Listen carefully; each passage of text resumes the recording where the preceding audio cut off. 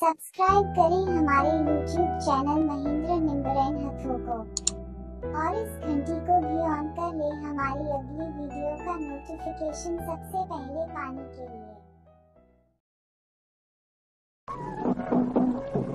हाँ जी, प्यारे भक्तों महात्माओं, प्यारी साध संगियों, जो आप अपना काम कार व्यवहार कारोबार छड़ के इतने आके पुजे हों, सत्संग में आके अपनी हाजिरी लगाई है कि जी एक प्रेमी रूहां बड़े नसीबा के पौधा वाले रूहां हैं कि जिन्होंने इस घोर कलयुग में अपने अंदर वाले राम जो कट में सबके अंदर बैठा है, उसकी कथा कहानी चर्चा सुनता समा मिले है कि आपको मन दुखों को इतने आने आज्ञा मिली है।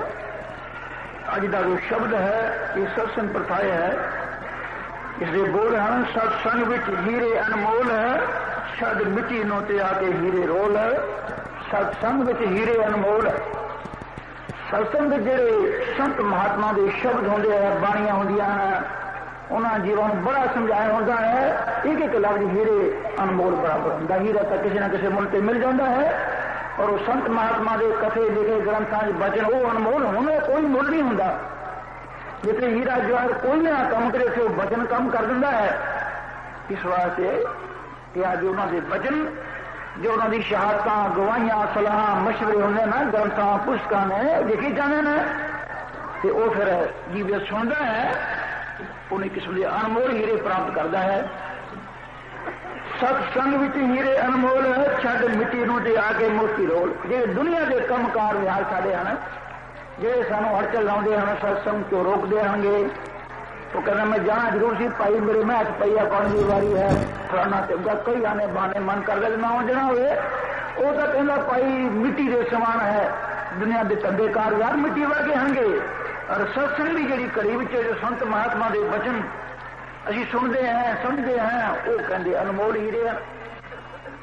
सत्संग आके हीरे अनमोल छद मिट्टी नूं ते आके मोती रो। ये भाई कार यार मिट्टी छड़ दे, एक कार का धंधा है, शरीर का पालन पोषण है, किन्ना ही मोटा ताजा बना ला, किन्ना खवा पिया के इसमें खुश कर ला, पाल पोस ला। पर एक कुर्बानी वाला बकरा है, मुसलमान बकरा बन रहा है, ईद वाले दिन की वट लेंदा को बन लेंदा है, उन्होंने खूब पे साल पर खवाउंदा आटे दाने जो कुछ भी खावे वो खवाउंदा है मोटा करके। ईद वाले दिन फिर एक कसाई गल फिर वट लेंदा ते वंड छड़दा कुछ खा पी लेंदा है। ये शरीर तेरा कार का बकरा है, किन्ने पालना किन्ना पोसला, ये तेरे ना अंत वे कम आना ना तेरे नाल जाना है। इस वास्ते दुनिया का जो कम करना है वो बस शरीर का पालन पोषण है, क्योंकि संत ने फरमाया है कि साढ़े आत्मा के कम आने वाली केवल एक सत्संग की कड़ी है, बाकी का शरीर का पालन पोषण वो अभी करते नहीं। अगले इसी शब्द अंतर में पंचम पातशाह श्री गुरु अर्जन देव जी का फरमान आपको सुनावेंगे। सत्संग विच हीरे अनमोल है, छद मिट्टी नूं ते आके हीरे रोल है, छद मिट्टी नूं ते आके हीरे रोल। हाँ जी, चलो जी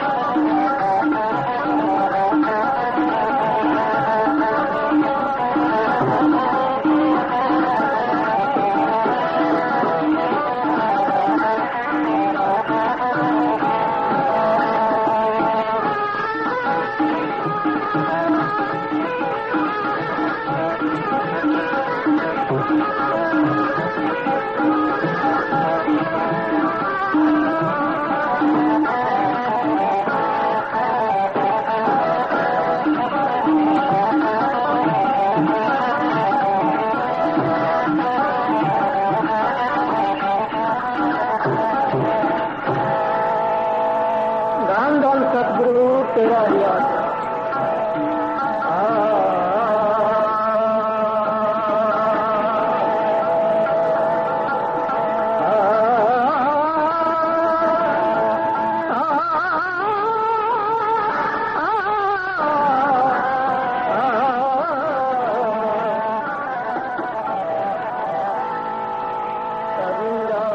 संगत साध की कदिया संगत साध की साहिब आवे याद लक्ष्मण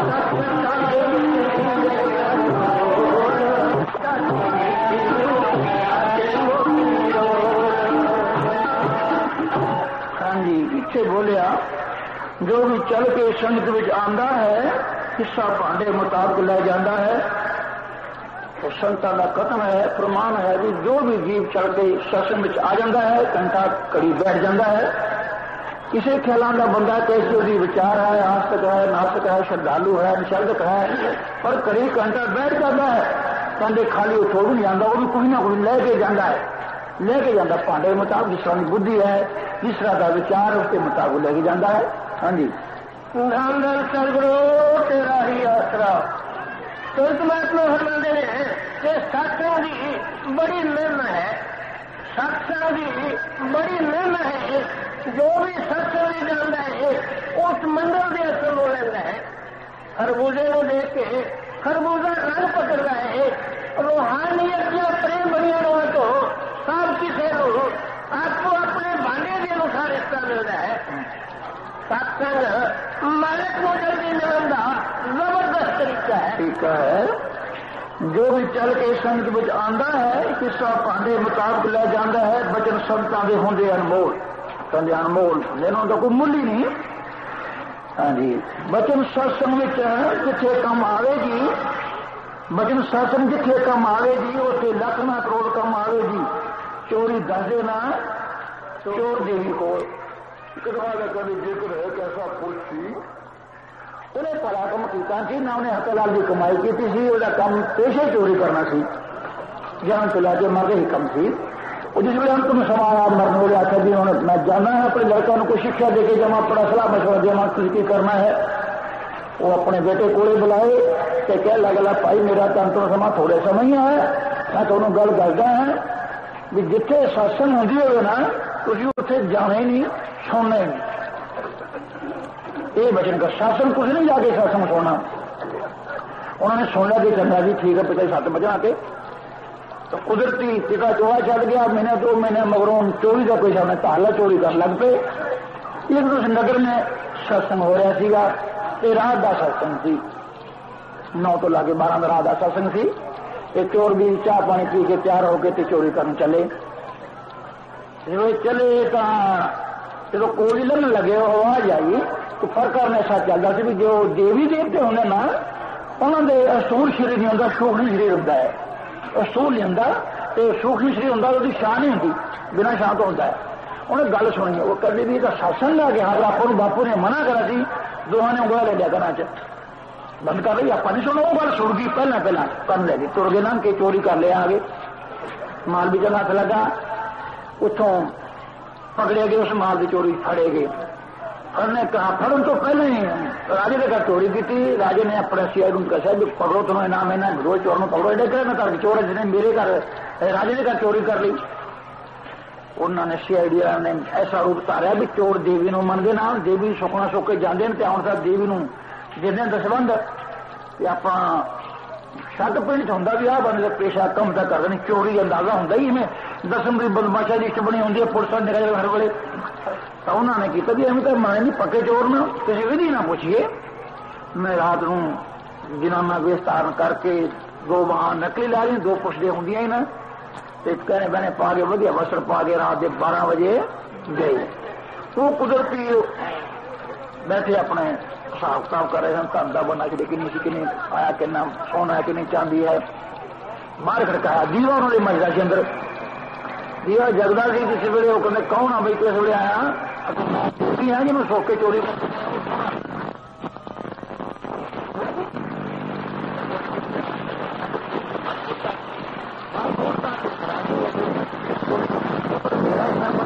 तो करके दोगे मैनू दो किन्नी चोरी करे दसो तो मैनू की दोगे एक तो प्राव का दसन वाले सी भी इन्हें तो अभी लिया तो तेरे भी करा छो चढ़ा देंगे छोआ चढ़ा देंगे। और दूजी ने गल सुनी सी ना भी देवी देवते की शाह नहीं होंगी, वो कर गया दीवे के कोले खड़ी शाह वाली दसी ना, दीवा जगदा दीवे के बराबर खड़ी शाह दसे। वो पहले ही बोल पाया अगर ना भी इसका करे या कदे काम ही नहीं करे, सुबह तो शाम का है किरत कर दिया, दिहाड़ी कर दिया, मजदूरी कर दिया, ना जी सासी तो देवी जी तुम जोर दे ले, अभी तो काम ही नहीं कराया मुकरदा साह ही।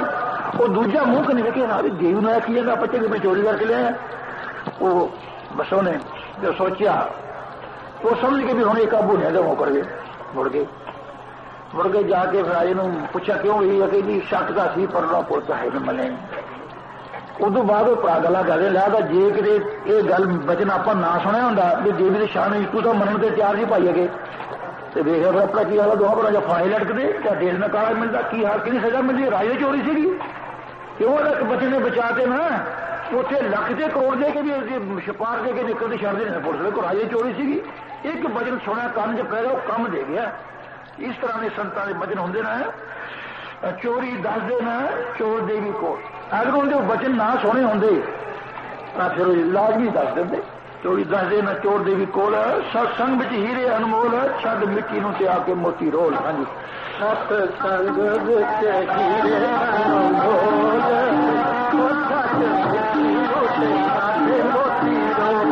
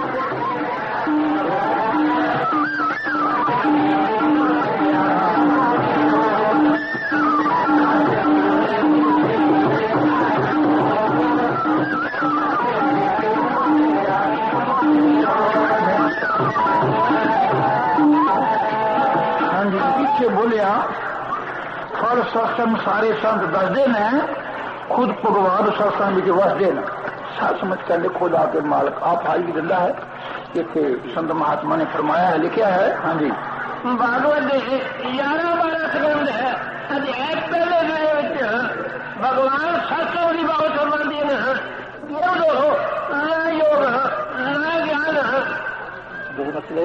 हाँ ठीक है न योग न ज्ञान न धर्म पुस्तकों ने पढ़न न तप न त्याग न दूसरियों की सेवा न दान न पूजा पाठ, ना वेदां दे पाठ, ना तीरथ ਅਤੇ ਨਾ ਮਨ ਇੰਦਰੀਆਂ ਦੇ ਦਮਨ ਕਰਨ ਨਾਲ ਮੈਨੂੰ ਜੀਵਤ ਨੇ ਆਸਾਨੀ ਨਾਲ ਪਾ ਸਕਦੇ ਹਨ ਜਿਤਨੀ ਜਲਦੀ ਕੇ ਸਤਸੰਗ ਜਾਂ ਸਾਧੂ ਸੰਗ ਕਰਕੇ। श्री कृष्ण जी मद भागवत में अपने ग्रंथ जो उन्होंने उच्चार किया है ਉਹਦੇ ਵਿੱਚ ਆਪਣੇ ਪਿਆਰਾ ਤੇ ਨਿੱਜੀ ਭਗਤ ਉਦੋਂ ਸੀ ਉਹਨਾਂ ਕ੍ਰਿਸ਼ਨ ਜੀ ਦਾ ਉਦੋਂ से बचन बलास करना कि हे उदो इन्हें कर्म करने वाला जीव मैनू इन्नी जल्दी नहीं प्राप्त कर सकता जितना कि सत्संग द्वारा मेरी प्राप्ति हो सकती है। कितने कर्म गढ़ाए ना असी तो इन्हें कदों भी नहीं करते होवांगे सारे चो। हाँ जी ये उदो ना योग ना ज्ञान ना धन पुष्कर पढ़ना ना तप ना त्याग ना दूसरे की सेवा ना दान ना पूजा पाठ ना वेदां दे पाठ ना तीरथ ना मन इंद्रियां दे दमन करन नाल मैनू जीवित ने आसानी नाल पा सकदे ने जितनी जल्दी के सत्संग या साधु संग करके जिस दे नाल सारे दूसरे दुनिया के असर ते संस्कार दूर हो जाते हैं। इन्ना सत्संग का महात्म ते फायदा सियाण वाले वास्ते फल सत्संग सारे सन दसदे ने खुद भगवान सत्संग विच वसदे ने गए बाणी की कबीर जी बोल आपो अपनी बुद्धि मुताबिक सब संत महात्मा ने सत्संग के फल वर्ण किए हैं सत्संग के गुण दसे हैं। हाँ जी फल सत्संग सारे संत दसदे जी खुद भगवान विच आके वसदे जी गए कबीर जी बाणी विच बोल भावे कर्म कांड किने कर ले जी मिलती मुक्ति न पावे किने कर ले जी। बंदा बहुत सारा सारा दुनिया का जो हिस्सा है ना ये शरीर कर्म करना में लगा है जप करना तप करना होम करना तीर्थ करना व्रत करना इन्हों में लगा हुआ है। पर संत महात्मा कहते भाई मालिक के नाम सिमरन तो बिना उस शब्द तो बिना तू इन्हें कर्मकांड करके जन्म के चक्कर तो रह नहीं हो सकता जन्म के चक्कर तो निकल नहीं सकता मरने चक्कर तो। हाँ जी बोले संत महात्मा फरमाते हैं कि काल सब तो कीते कर्मां दा हिसाब मंगदा है। काल सब तो कीते कर्मां दा हिसाब मंगदा है कि उन्हां दी सजा दिंदा है। जप तप संयम पढ़ना लिखना ते त्रै गुण सब काल दे नेड़े विच इस विचों निकलण दा भाव केवल नाम अर्थात शब्द दोष की कमाई ते सतगुर की शरण है। जिन्हों ने उच्चे भागन सतगुर की शरण लैके काल के नेड़े निकल जाते हैं। भावें कर्म कांड किने कर ले जी मिलती मुक्ति न पावे किने कर ले जी दुख भोग जिंदगी ना रोल इन्हें दुख पा के भाई अपनी जिंदगी को ना बर्बाद कर दो। इतने किसी महात्मा की होर सलाह मशवरा लिखे अपनी कविता में बंदा समझे पाठ से पूजा मैनू पार लगावणगे जन्म मन के चक्कर तो मैनू आन बचावणगे बस नमाजा नेम के रोजे नाल मेरे जावणगे तीर्थ कावा हजते काशी दुख मेरे मिटावणगे कर्म करन सो बंधन ही ने जिन्ना विचे फसिया। ये कर्म करने शरीर करना ये बंधन का कारण ही है। तुम हंकार होना मैं आ कर्म करदा मैं ना भगता मैं ना दानी है मैं नहीं करदा ये सारा कहना बंधन का कारण होंगे। जो हंकार होंगे हंकार से बंदा होर बजदा है। कर्म कर्म ये बंधन ही ने जिन्ना विचे फसिया ये सुर शब्द का साधन मुक्ति मार्ग सच्चा दसिया। छुटने शब्द नूं पकड़ना शब्द नूं सुनना सच्चा मार्ग मिलता वास्ते संत महात्मा ने यही दसिया भाई। पावे कर्म कांड भावे कर्म कांड किने कर ले जी मिलती मुक्ति न पावे किने कर ले जी दुख भोग जिंदगी ना रोल वो छड़ मिट्टी नूं ते आके मोती रोल सत्संग विच हीरे अनमोल।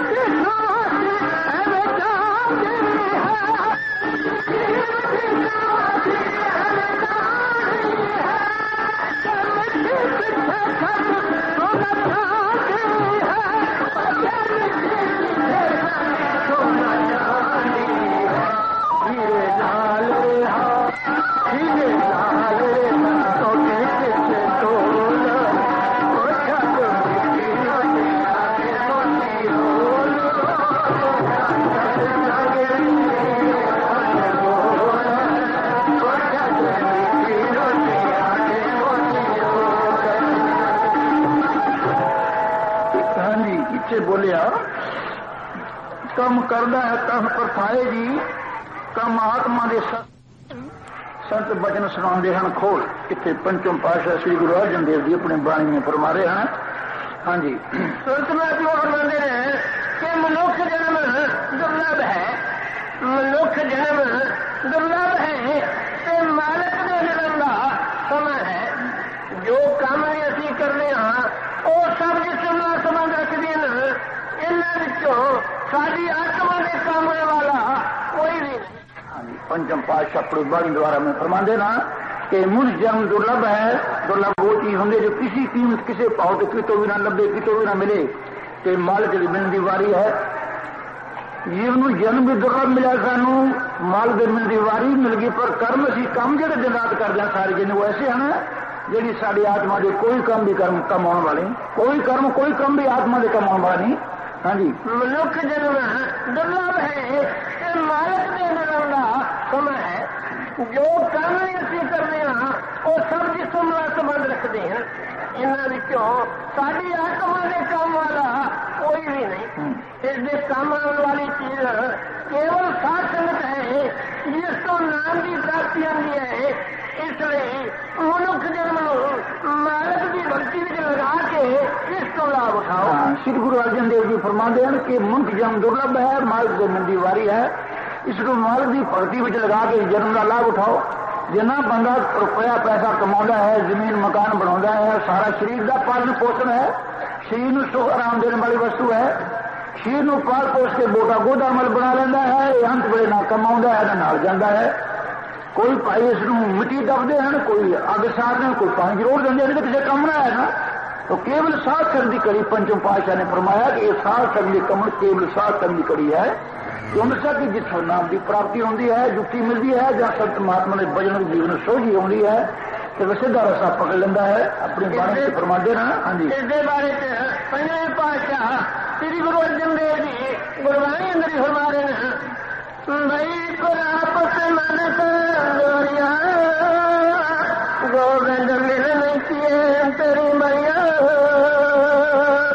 अमर काज करे कितना काम मेरे साथ संगत भाज के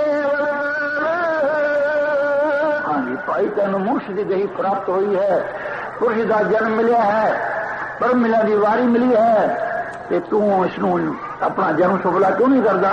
वही प्राप्त मान को दे हुई है, गोविंद मिल की तेरी वरिया यही वारी है भाई माल के मिलने वास्ते मर्जी खुंझाला चुका जा तो मर्जी अपना जन्म का फायदा उठाया। अवर काज तेरे किते ना काम मेरे साथ संगत भज केवल हम जो होर कम कार यार करता है ना वो तेरे शरीर का कमजोर होंगे पर तेरी आत्मा ने कम आना कोई नहीं। इस वास्ते मेरे साथ संगत है पर केवल नाम पूंजी कीमती स्वासी हमें जाती है, पूंजी कीमती स्वासी हमें जाती है, पजे मिट्टी पिछे छत सोना चाहती है।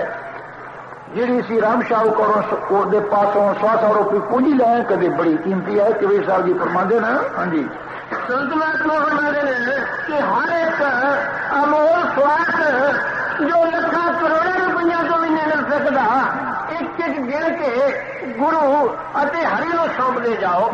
इसके बारे कबीर साहब की गुरबाणी अंदर ही फरमा रहे हैं कबीर सोया क्या करे जागण की कर चौप एकदम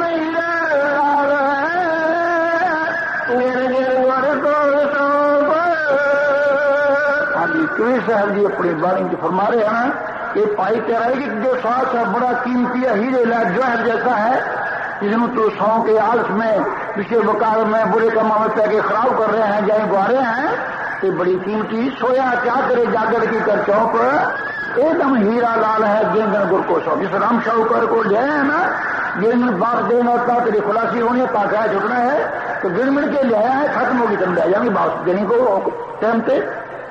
पूंजी कीमती स्वासी हमें जानी जी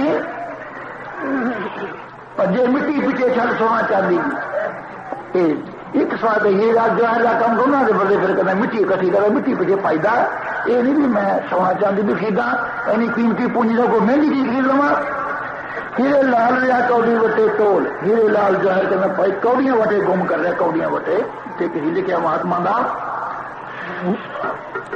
हीरे लाल जवार है स्वाद तेरे, बंदे खर्च का खूब संभाल नहीं, गिन के जिस्म खजाने के बिच पाए घट वध की कोई मजाल नहीं। जरा खर्च है लाल है ख्याल बंदे, जरा खर्च है नाल ख्याल बंदे, असली लाल ने नकल दे लाल नहीं। वो लाल बेकीमती समझ लेने, बिना नाम के इन्हों गाल नहीं। घाटा 24,000 का रिच पैदा वाधा होने की कोई भी चाल नहीं। नाम जब के माल दे ला लिखे, एवं विषया की अग में जाल नहीं। मुक जान ते लाल का पैन तेनू तेरे नाल का फेर कंगाल नहीं। हूं तू कहना शाहूकार मैं शाहूकार, इस वेले खत्म हो गया, फिर तेरे वेले कहना कंगाल भी कोई नहीं मिलना भाई। पूंजी कीमती है, जे मिट्टी पिछे छड़ सोना चांदी है, ये लाल रिया कौड़ी बटे तोल है, वो छड़ मिट्टी में हीरे मोती रोल है। खत संग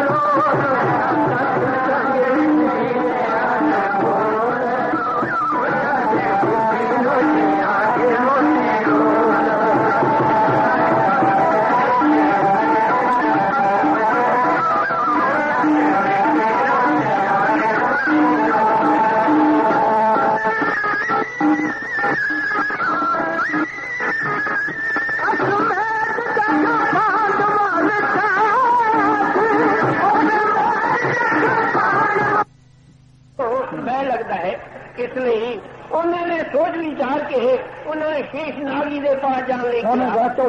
शेषनाग हो जाओ जी, शेषनाग हो जाओगे। इसलिए उन्होंने सोच विचार के उन्होंने शेषनाग जी के पास जाने लगे कहा केवल वही थोड़ा फैसला कर सकते वही कर सकता, हो नहीं कर सकता भाई।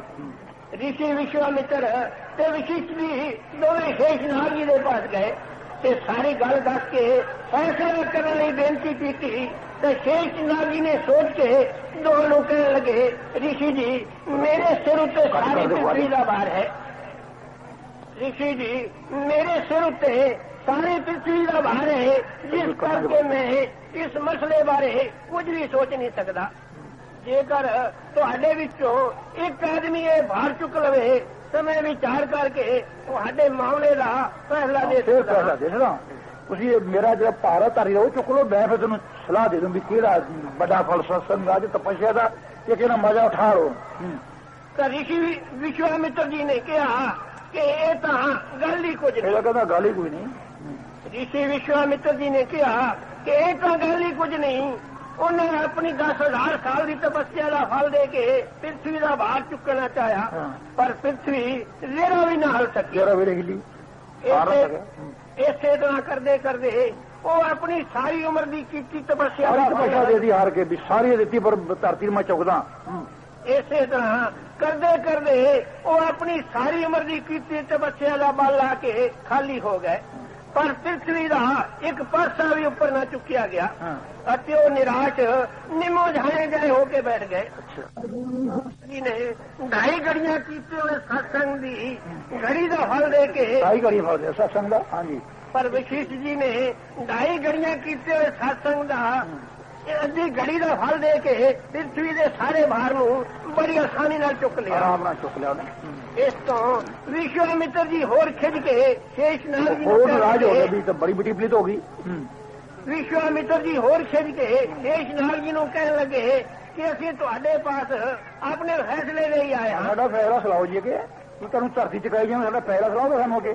ਹਾਂਜੀ ਸਾਡਾ ਫੈਸਲਾ ਕਰੋ, ਨਹੀਂ ਤਾਂ ਜਵਾਬ ਦੇ ਦਿਓ। ਨਹੀਂ ਜਵਾਬ ਦੇ ਦਿਓ, ਫਿਰ ਅਸੀਂ ਜਾਣੇ ਅਸੀਂ। ਸ਼ੇਸ਼ਨਾਗ ਜੀ ਹੱਸ ਕੇ ਕਹਿਣ ਲੱਗੇ ਕਿ ਰਿਸ਼ੀ ਜੀ ਤੁਹਾਡੇ ਮਸਲੇ ਦਾ ਫੈਸਲਾ ਤਾਂ ਆਪਣੇ ਆਪ ਹੀ ਹੋ ਗਿਆ। ਆਪ ਹੀ ਹੋ ਗਿਆ ਕਿ ਭਾਈ ਸੋਚ ਲਓ, ਦੇਖ ਲਓ। ਬੋਲ ਕੇ ਦੱਸਣ ਦੀ ਤਾਂ ਕੋਈ ਇਤਨੀ ਲੋੜ ਹੀ ਨਹੀਂ। ਇਹ ਪ੍ਰਤੱਖ ਜ਼ਾਹਿਰ ਹੋ ਚੁੱਕਿਆ ਹੈ ਕਿ ਤੁਸੀਂ ਉਮਰ ਦੀ ਕੀਤੀ ਤਪੱਸਿਆ ਦਾ ਬਲ ਲਾ ਕੇ ਵੀ ਪ੍ਰਿਥਵੀ ਦਾ ਬੋਝ ਨਾ ਉਠਾ ਸਕੇ। ਪਰੰਤੂ ਵਿਸ਼ਿਸ਼ਟ ਜੀ ਨੇ ਸਤਸੰਗ ਦੀ ਅੱਧੀ ਘੜੀ ਦਾ ਫਲ ਨਾਲ ਇਸ ਨੂੰ ਬੜੀ ਆਸਾਨੀ ਨਾਲ ਚੁੱਕ ਲਿਆ। ਤੁਹਾਡੀ ਇਤਨੇ ਸਾਲਾਂ ਦੀ ਤਪੱਸਿਆ ਸਤਸੰਗ ਦੀ ਅੱਧੀ ਘੜੀ ਦੇ ਮੁਕਾਬਲੇ ਵਿੱਚ ਕੁਝ ਵੀ ਨਹੀਂ ਹੈ। ਅਰਥਾਤ ਸਤਸੰਗ ਦਾ ਮਹੱਤਵ ਬਹੁਤ ਉੱਚਾ ਹੈ। ਇੱਥੇ ਫੈਸਲਾ ਕਰਿਆ ਫਿਰ ਹਾਰ ਕੇ ਸ਼ੇਸ਼ਨਾਗ ਦੇ। ਤਬ ਵੱਡਾ ਵਿਸ਼ਵਾਮਿੱਤਰ ਜੀ ਬਤਾਉਂਦੇ ਨੇ, ਵੱਡਾ ਸਤਸੰਗ ਵਿਸ਼ਿਸ਼ਟ ਜੀ ਫਰਮਾਉਂਦੇ ਨੇ, ਫਲ ਸਤਸੰਗ ਤੇ ਧਰਤੀ ਡੋਲ, ਅੱਧੀ ਘੜੀ ਦਾ ਫਲ ਧਰਤੀ ਡੋਲ ਹੋ ਕੇ ਖੜ ਕੇ ਚੱਕ ਲਈ ਉਹਨਾਂ ਨੂੰ ਤੇ। ਹਾਂਜੀ ਅਸਮੇਤ ਜਗ ਪਾਂਡਵਾਂ ਰਚਾਇਆ ਸੀ, ਬਾਲਮੀਕ ਖਾਣਾ ਖਾਣ ਲਈ ਬੁਲਾਇਆ ਸੀ, ਲੈ ਲਓ 100 ਜਗ ਤੇ ਚਲੋ ਸਾਡੇ ਕੋਲ। ਕਹਿਰਵਾਂ ਪਾਂਡਵਾਂ ਨੇ ਇੱਕ ਅਸਮੇਤ ਜਗ ਰਚਾਇਆ ਤੇ ਵੀ ਜੇ ਤੁਹਾਡਾ ਅਸਮੇਤ ਜਗ ਪੂਰਨ ਹੋ ਗਿਆ ਕੰਠੀ ਖੜਕ ਜੂਗੀ। ਜਿੱਥੋਂ ਵੀ ਉਹਨੂੰ ਫਕੀਰ ਸਾਧੂ ਸੰਤ ਮਿਲਿਆ, ਹੋਰ ਪਬਲਿਕ ਮਿਲੀ, ਸਭ ਨੂੰ ਮਹਾਤਮਾ ਜੀ ਸਮਝੀ ਜਗ ਰਚਿਆ ਹੈ ਅਸਮੇਤ ਤੇ ਤੁਸੀਂ ਖਾਣਾ ਖਾਣੀ, ਸਾਡਾ ਜਗ ਸੰਪੂਰਨ ਨਹੀਂ ਹੁੰਦਾ, ਕੰਠੀ ਵਿੱਚ ਜਾ ਕੇ ਕਿਰਪਾ ਕਰਕੇ ਸਾਡੇ ਚਰਨ ਪਾਏ ਖਾਣਾ ਖਾਓ। ਬਾਕੀ ਬਈ ਮੈਂ ਜਾ ਸਕਦਾ ਭਗਤੋ, ਬੇਸ਼ੱਕ ਇੱਕ ਮੈਨੂੰ 100 ਜਗ ਦਾ ਫਲ ਦੇ ਦਿਓ, ਮੈਂ ਥੋੜੇ ਵਗ ਜੂੰਗਾ। ਉਹਨਾਂ ਨੇ ਇੱਕ ਜਗ ਰਚਿਆ, ਉਹੀ ਇਹ ਅਧੂਰਾ ਪਿਆ, ਪੂਰਾ ਨਾ ਹੋਇਆ ਤੇ 99 ਕੋਲ ਕਿਤੋਂ ਹੋਰ ਪਾ ਦੇਣਾ। ਉਹ ਪੋਲਾ ਜੋ ਕੇ ਮੁੜਿਆ ਏ। ਦੂਜਾ ਪੰਜੇ ਕਹਿਰੋਂ ਪਾਣ ਹੋ ਗਿਆ ਜੀ, ਉਹੀ ਜਵਾਬ ਦੇ ਵੀ ਮੈਂ ਜਾਣ ਨੂੰ ਤਿਆਰ, ਮੇਰੀ ਕੋਈ ਨਾ ਨਹੀਂ, ਮੈਂ 100 ਜਗ ਅਸਮੇਤ ਦਾ ਫਲ ਲਊਂਗਾ। ਜਦੋਂ ਪੰਜੇ ਪਾਈ ਆ ਕੇ ਉਦਾਸ ਜਿਹੇ ਹੋ ਕੇ ਬਹਿ ਗਏ। ਦ੍ਰੋਪਦੀ ਬੜੀ ਸਿਆਣੀ ਸੀ, ਉਹ ਸਾਧੂ ਸੰਤ ਮਹਾਤਮਾ ਕੋਲੇ ਜਾਂਦੀ ਸੀ, ਸਤਸੰਗ ਕਰਦੀ ਸੀ। ਅਗੇ ਜੀ ਕੀ ਗੱਲ ਹੈ? ਵਿਸ਼ਵਾਮਿਤਰ ਉਹ ਆਏ ਨਹੀਂ ਆਪਣੇ ਮਾਲਵਿਕ ਜੀ ਕਿ ਕੀ ਦਿਆ ਤਾਂ ਉਹਨੇ ਸ਼ਰਤ ਹੀ ਬੜੀ ਮੁਸ਼ਕਲ ਰੱਖੀ। 4 ਜੀ ਪੰਜੇ ਪਾਈ ਜਾਏ, ਕਿਉਂਕਿ 100 ਜਗ ਦਾ ਫਲ ਮੰਗਦਾ ਤੇ ਆਪਾਂ ਇੱਕੋ ਕਰਦੇ ਪੂਰਾ ਨਹੀਂ ਹੋਇਆ ਕਿ ਆਪਾਂ ਕਿਵੇਂ ਜਾਈਏ, ਕਿਵੇਂ ਆਵੇ। ਉਹ ਕਹਿੰਦੇ ਜੇ ਮੈਨੂੰ ਆਗਿਆ ਦਿਓ ਜੀ ਮੈਂ ਲੈ ਆਵਾਂ। ਅੱਗੇ ਬੇਸ਼ੱਕ ਤੂੰ ਕਿਵੇਂ ਲਿਆਏ, ਅਸੀਂ ਪੰਜੇ ਭਾਈ ਜਾ ਕੇ ਤੂੰ ਕਿਵੇਂ ਲਿਆਏਗਾ? ਕਿ ਮੈਨੂੰ ਆਗਿਆ ਦੇ ਜਾਣ ਦੀ, ਲਿਆਵਾਂ ਨਾ ਲਿਆਵਾਂ, ਮੁੜ ਆਉਂਗੀ। ਅੱਗੇ ਜਾ ਗਈ ਦ੍ਰੋਪਦੀ, ਜਾ ਕੇ ਨਮਸਕਾਰ ਕੀਤੀ, ਅਦਬਦਨਾ ਬੁਲਾਈ ਉਹਨੂੰ ਤੇ ਆਓ ਬੀਬੀ ਕਿਵੇਂ ਆਈ, ਕਿਸ ਤਰ੍ਹਾਂ ਹੋਇਆ? ਅੱਗੇ ਜੀ ਮਹਾਤਮਾ ਜੀ ਮਹਾਰਾਜ ਜੀ ਮੈਂ ਤਾਂ ਤੁਹਾਨੂੰ ਲੈਣ ਵਾਸਤੇ ਆਈ ਹਾਂ, ਸਾਡੇ ਇਸਮੇ ਜਗ ਪੂਰ ਨਹੀਂ ਹੁੰਦਾ, ਤੁਹਾਨੂੰ ਭੋਜਨ ਖਵਾਉਣਾ। ਉਹਨੇ ਉਹੀ ਗੱਲ ਫੇਰ ਸੀ, ਆਗਾ ਜੀ 100 ਜਗ ਦਾ ਬੀਬੀ ਮੈਂ ਫਲ ਲੈਣਾ ਹੈ, ਲੈ ਜਾ ਹੁਣ ਬਈ ਕਹਿੰਦਾ।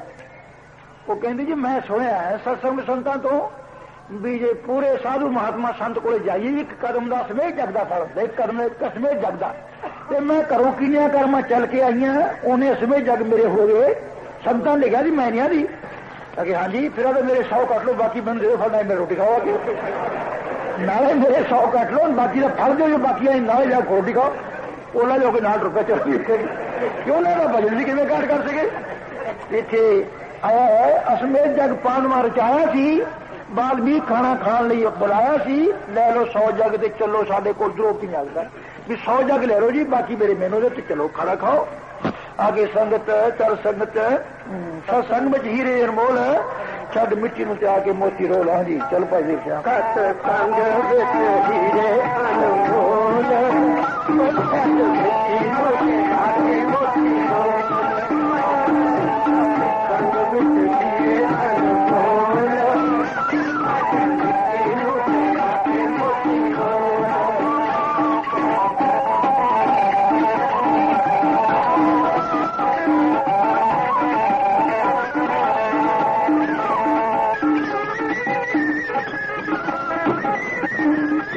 ਗੁਰੂ ਅਰਜਨ ਦੇਵ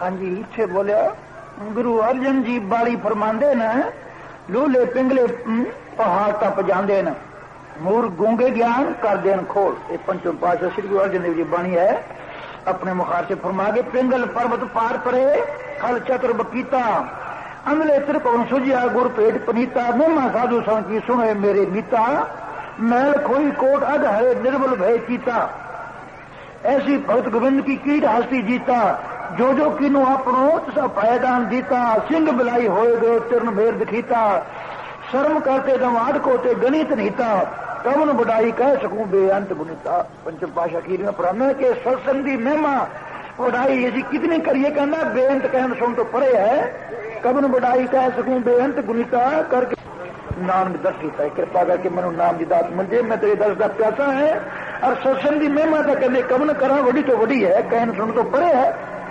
गुरु अर्जन जी बाणी फरमांदे ने लूले पिंगले पहाड़ टप जाते न मूर्ख गूंगे ज्ञान कर देन खोल है वो छड़ मिट्टी में तो आगे मोती रोल है बेमा सत्संग की कथन ना जाए जी मस्ताना जी शाह मस्ताना जी भजन सुनाए जी पिंड पिंड च बजाते जाके ढोल संत महात्मा पिंड पिंड जाके ढोल बजाते न सत्संग की महिमा दसते न नाम के गुण दसते न जीवा नूं समझाते न भाई तू कौन सा है कितों आया केड़ा तेरा देश है कैसा जन्म है किस कम लिए मिलया है की तेनू करना चाहिए की कर रहे हैं मर के किधर नूं जाएगा पूरी समझा देना।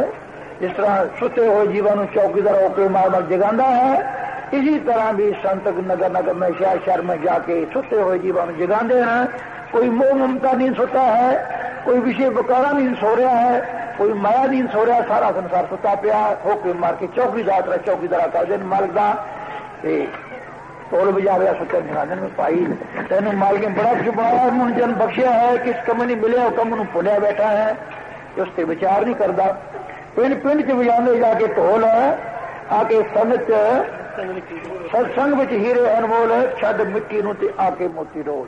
हाँ जी शब्द अपना समाप्त हो गया बीबिया तो बोलते हैं शब्द छोटा बोल दे बेटा टाइम तो बाबा ही हो गया 5:30 हो गए वैसे ऐसे आज बोलो फटाफट।